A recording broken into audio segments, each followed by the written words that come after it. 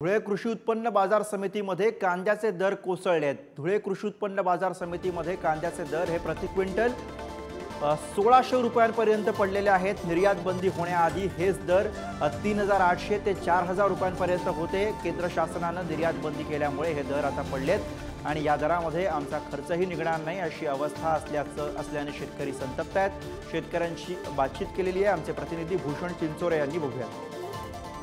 केंद्र शासनाने कांद्यावरील निर्यात बंदी केल्यानंतर कांद्याचे भाव मोठ्या प्रमाणात पडलेले आहेत, त्यामुळे शेतकरी संतप्त झाले आहेत। आज धुळे कृषी उत्पन्न बाजार समितीमध्ये कांद्याचे दर 1600 रुपयापर्यंत खाली आले आहेत। आपल्यासोबत काही शेतकरी आहेत, आपण त्यांच्याशी बोलणार आहोत। दादा, निर्यात बंदी केल्यानंतर मोठ्या प्रमाणात भाव पडलेले आहेत, काय सांगाल, काय भावना आहेत तुमच्या? आमच्या भावना असं आहेत की निर्यात चालू व्हायला पाहिजे, कारण शेतकऱ्याचं फार मोठं नुकसान झालं आहे। नुकसान झालं म्हणजे 3800, 3900, 3500 पर्यंत भाव होता आणि आता 1100, 1200, शेवटी 1600, 1800च्या वर भाव नाही येत आहे मार्केटमध्ये। ते ठेक लोकांना दिले 1800 सुद्धा, काही सगळ्यांना नाही मिळाला हा भाव। आता सर्वांना कळते 4 दिवसापूर्वी मार्केटचे दर कुठे होते आणि आज 4 दिवसानंतर मार्केटचे दर काय आहे।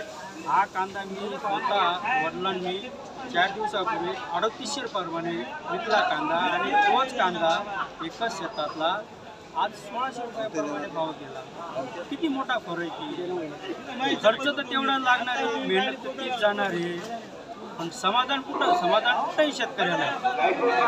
अवकाळी पाऊस पडला, गारपीट झाली, दुष्काळ, शेतकऱ्याची झीज निघेल म्हणून कशी निघेल। निर्यात बंदीच्या आधी जे भाव 4000 होते तेच आज 1500-1600 रुपये भाव निघाले आहेत।